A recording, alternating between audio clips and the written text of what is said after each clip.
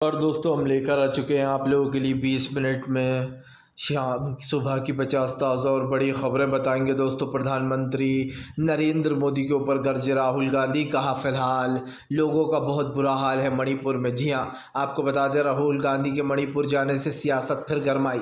आखिरकार क्यों दोस्तों? संजय रावत बोले राहुल गांधी देश के असली नेता हैं और सबसे पॉपुलर हैं।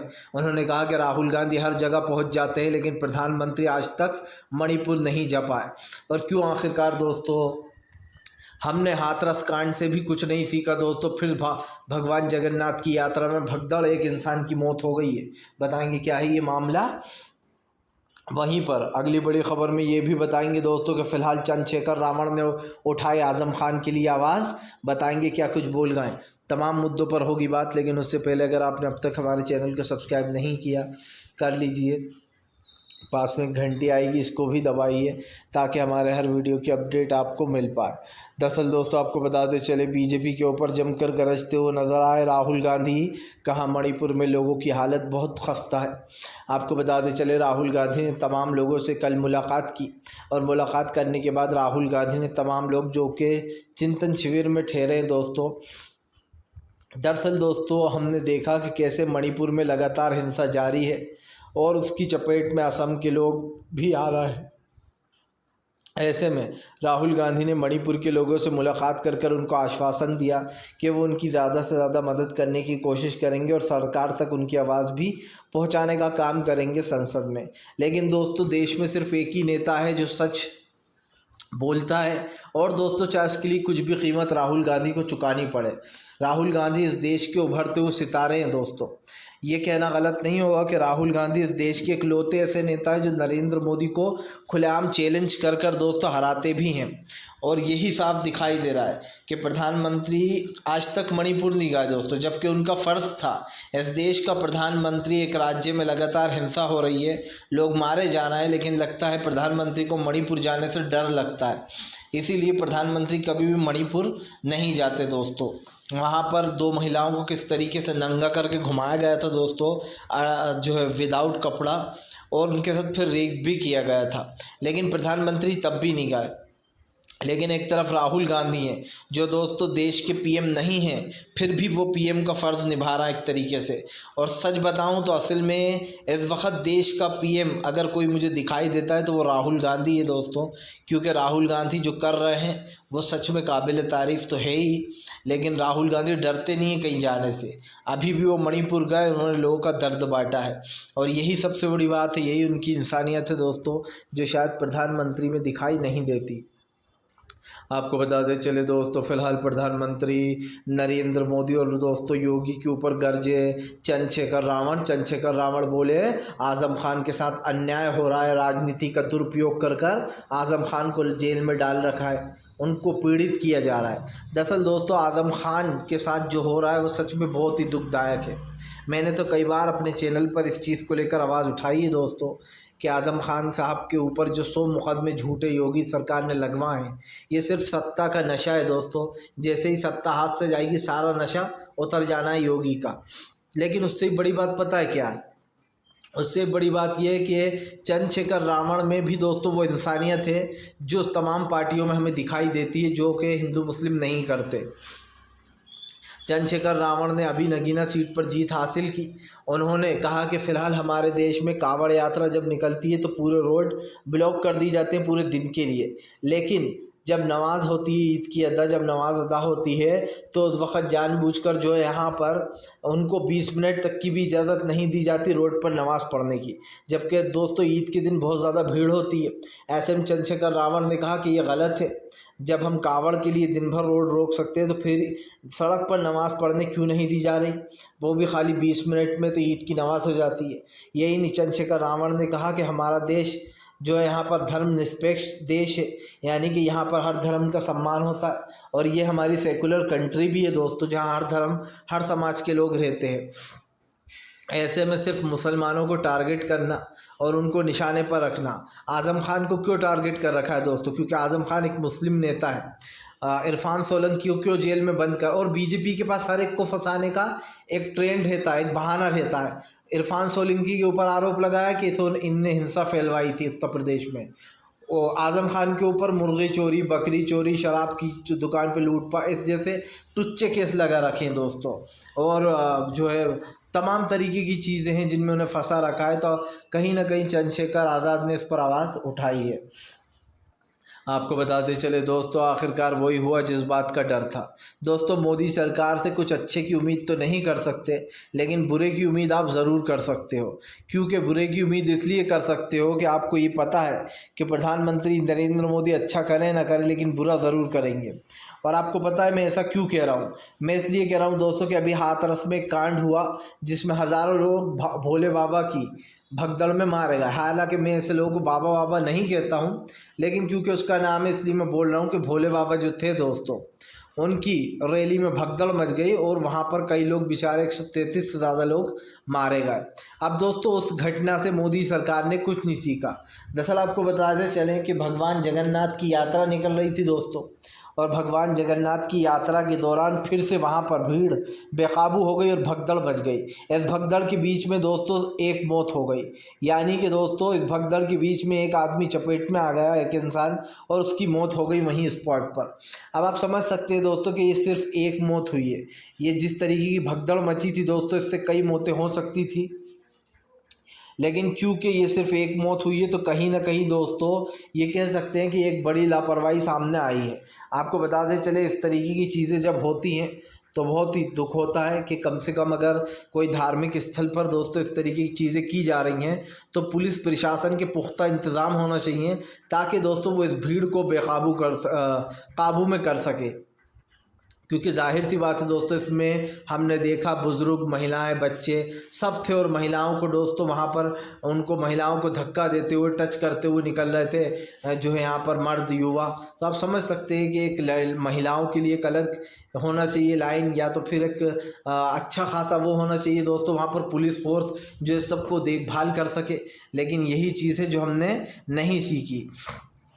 आपको बताते चले दोस्तों, प्रधानमंत्री नरेंद्र मोदी के ऊपर जमकर भड़के संजय रावत। कहा राहुल गांधी इस देश के सबसे पॉपुलर नेता बन गए हैं। संजय रावत ने कहा कि राहुल गांधी कहीं पर भी चले जाते हैं बेझिझक, वो डरते नहीं। वो मणिपुर में चले गए, वो कहीं पर भी चले जाते हैं, लेकिन प्रधानमंत्री मोदी को डर लगता है। यही नहीं दोस्तों, यहाँ पर कई सवाल खड़े हो गए हैं बीजेपी के ऊपर। ये सवाल भी खड़े किए गए कि जानबूझकर बीजेपी इस तरीके का काम करती है, वो मणिपुर जानबूझकर नहीं जाती।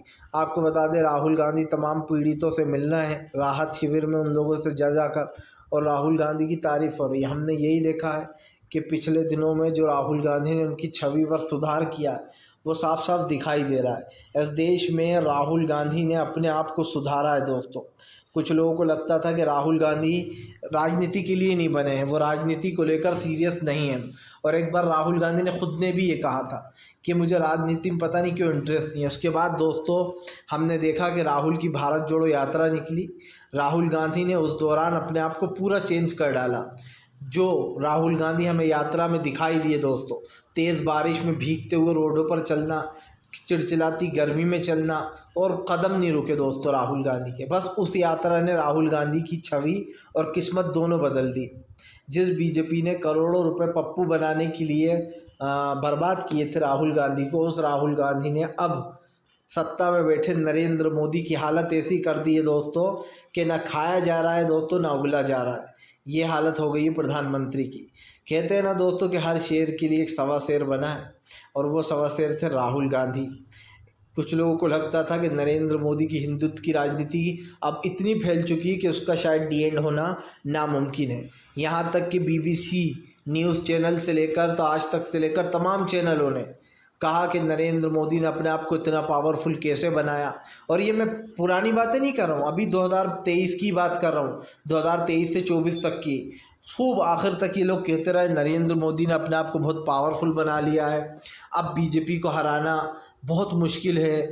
जब अटल बिहारी वाजपेयी को हटाने में दशक लगे थे तो इन्हें हटाने में कितने दशक लगेंगे।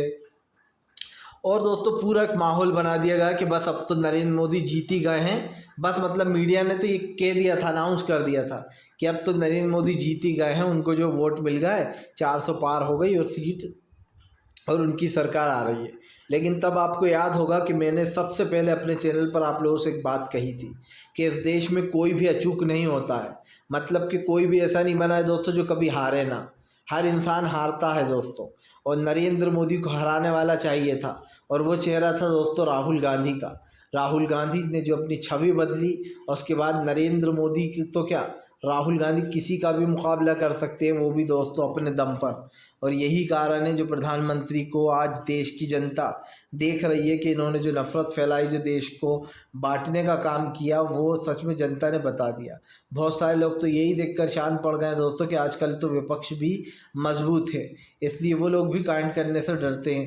लेकिन वरना वो लोग भी सोचते हैं कि हम ये करेंगे वो करेंगे। लेकिन एक चीज़ साफ़ है कि फ़िलहाल प्रधानमंत्री हो या बीजेपी के नेता दोस्तों, तमाम लोगों को इस मुद्दे पर चर्चा करनी चाहिए और करते रहेंगे, क्योंकि इस देश की राजनीति कल भी महान थी दोस्तों, गांधी की राजनीति थी, आज भी महान है और शायद हमेशा रहेगी। आपको बताते चले दोस्तों, अखिलेश यादव का बीजेपी के ऊपर बड़ा हमला। अखिलेश बोले अभी तक सरकार किसी को नहीं अरेस्ट कर पाई है, सरकार की हाथरस में नाकामी दिखाई दे रही है। अखिलेश ने सरकार के ऊपर हमला बोलते हुए कहा कि फ़िलहाल सरकार की नाकामी साफ दिखाई दे रही है। ये सरकार दोस्तों किसी का ध्यान नहीं रख पा रही है। सबसे बड़ी बात ये दोस्तों, इतना बड़ा कांड हो जाता है और ये सरकार सिर्फ देखती ही रह जाती है। मैं तो यही कहना चाहूँगा कि भैया आप लोग जो चीज़ें देख रहे हैं या जो समझ में आ रही हैं दोस्तों, उसका मकसद क्या है, मतलब क्या है? मतलब यही है ना कि प्रधानमंत्री नरेंद्र मोदी के बारे में जो भी बातें विपक्ष कहता है वो सच ही निकल रही हैं। और यहाँ पर हमने एक चीज़ जाहिर सी देखी है कि फ़िलहाल जब भी इस तरीके की घटनाएँ होती हैं तो वो जो तमाम लोग हैं वो पूरी तरीके से डर जाते हैं। और ऐसी कई चीज़ें हैं जिस पर सरकार के ऊपर विपक्ष की नज़र है, लेकिन हमें समझ में आ रहा है कि फ़िलहाल क्या हुआ है। और ऐसे में दोस्तों तमाम लोगों को सुनाने की जिम्मेदारी हमारी है। और क्योंकि अब इस मिशन में हम तमाम चीज़ों की तरह घुस चुके हैं दोस्तों, तो ऐसे में जनता को इंसाफ मिलकर रहेगा। आपको बताते चले दोस्तों, फ़िलहाल भारतीय जनता पार्टी के ऊपर जमकर भड़कते हुए नज़र आए दोस्तों संजय सिंह बोले अरविंद केजरीवाल को जेल में रखा जा रहा है जानबूझकर, क्योंकि मोदी सरकार केजरीवाल से डरती है। दरअसल आपको बताते चले, अरविंद केजरीवाल की रिहाई को जिस तरीके से बीजेपी ने अटका दिया, उसके बाद सीबीआई से उनको अरेस्ट करवा दिया, इसको लेकर हंगामा मचा हुआ।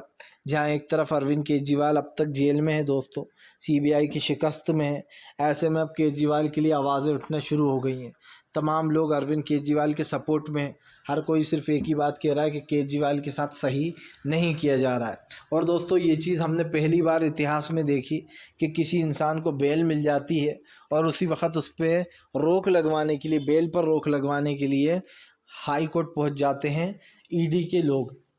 और मज़े की बात ये थी कि ईडी के लोग जब गए तो उनके पास दोस्तों उस जजमेंट की कॉपी तक नहीं थी, जो जजमेंट राउजानी कोर्ट में महिला जज साहब ने दिया था। मतलब कि ना पढ़ना ना देखना दोस्तों, कि जजमेंट के बेस पर केजरीवाल को बेल दी जाती है, सिर्फ सुनते से ही भाग लेना। और सबको पता है ये किसके कहने पर हो रहा है, किसका आदेश आया होगा कि जल्दी सुप्रीम कोर्ट जाओ। और सुप्रीम कोर्ट के जज महाशय भी बड़े कमाल के निकले भैया, मतलब अजीब कि फ़ौरन ना उनसे दोस्तों कॉपी मांगी जजमेंट की, बिना जजमेंट की कॉपी देखे जज साहब ने भी रोक लगा दी अरविंद केजरीवाल की बेल पर। तो दोस्तों अब सवाल ये उठता है कि जज साहब किसके दबाव में थे? सिंपल सी बात है, किसके दबाव में जो यहाँ पर अरविंद केजरीवाल की बेल पर रोक लगाई गई, ये सबसे बड़ा सवाल बनता है। क्योंकि जब DY चंद्रचूड़ कोई फ़ैसला देते हैं सच्चा फ़ैसला, तो ये मोदी भक्त कहने लगते हैं दोस्तों कि देखो देखो ये फ़ैसला दे दिया। अरविंद केजरीवाल को याद होगा जब बेल दी गई थी कुछ दिनों के लिए चुनाव प्रचार के लिए, तो गृह मंत्री अमित शाह कह रहे थे कुछ लोग तो इस फैसले से बहुत नाराज़ हैं, कुछ तो ये भी कह रहे हैं कि ये कानून सिर्फ केजरीवाल के लिए ही बनाया गया है। तो आप समझिए इस देश के गृह मंत्री अमित शाह खुद ही ऐसी बातें बोलते हैं कानून को लेकर, और फिर कानून को लेकर बड़ी बड़ी बातें भी करते हैं। तो गृह मंत्री अमित शाह जी से अब मैं कहना चाहूँगा कि जब बिना जजमेंट देखे उन जज साहब ने रोक लगा दी केजरीवाल की बेल पर, तब आपको कैसा लग रहा है? लेकिन दोस्तों इन लोगों से बहस करके कोई फ़ायदा नहीं है। ये लोग वही हैं और इनको समझाना मतलब अपना सर दे मारना है दोस्तों खंबे पर। क्योंकि कुछ लोग अंधभक्त पैदा होते हैं और वो दोस्तों अंधभक्त ही चले जाते हैं। और जो अब सूरज चाँद तमाम चीज़ें जो है यहाँ पर देख नहीं पाएंगे।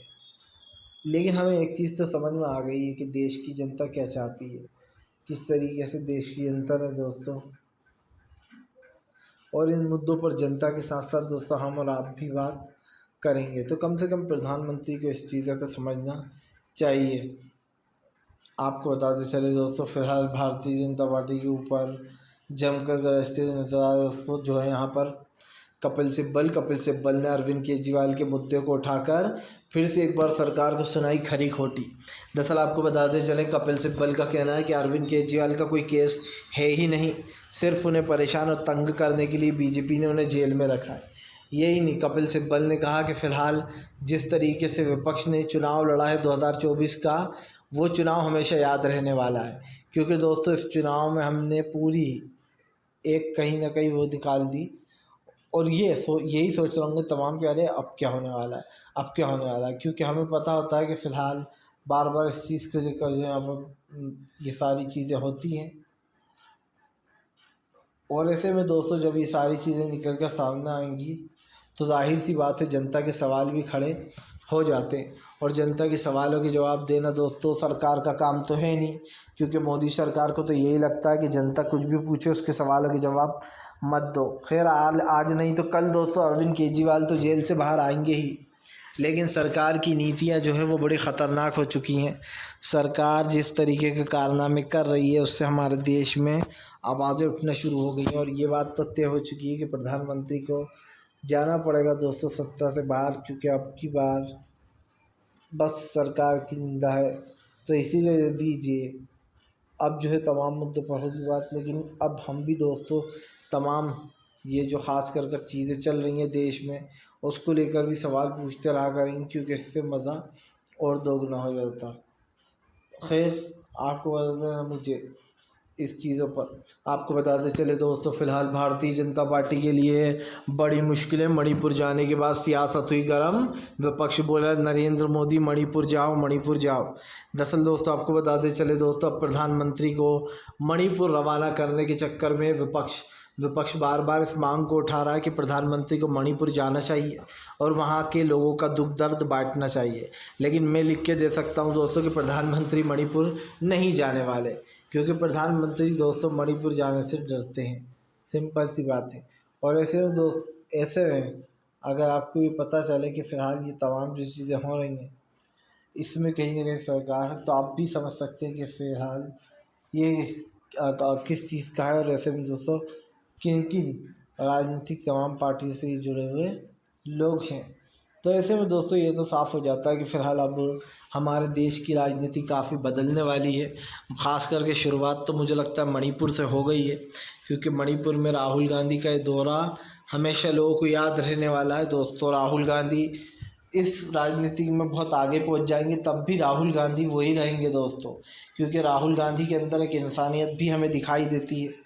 और ऐसे में जाहिर सी बात है दोस्तों अब काफ़ी कुछ बदलने वाला है।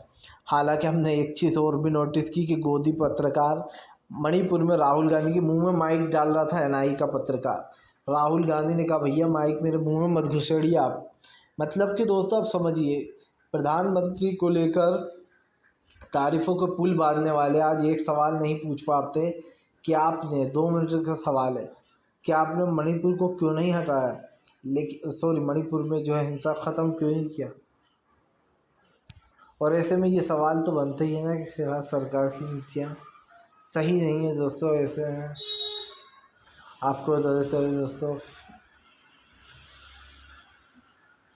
फ़िलहाल दोस्तों अगर आपको हमारा वीडियो अच्छा लगता है तो इस जो वीडियो को लाइक कीजिए, चैनल को सब्सक्राइब कीजिए, और जो है यहाँ पर दोस्तों इस वीडियो को शेयर ज़रूर कर लीजिएगा। इस तरीके के जो वीडियोज़ हैं वो आपको आगे भी मिलते रहेंगे, और आप हमसे दोस्तों जुड़े रहिएगा, क्योंकि हम आपसे मिलते रहेंगे।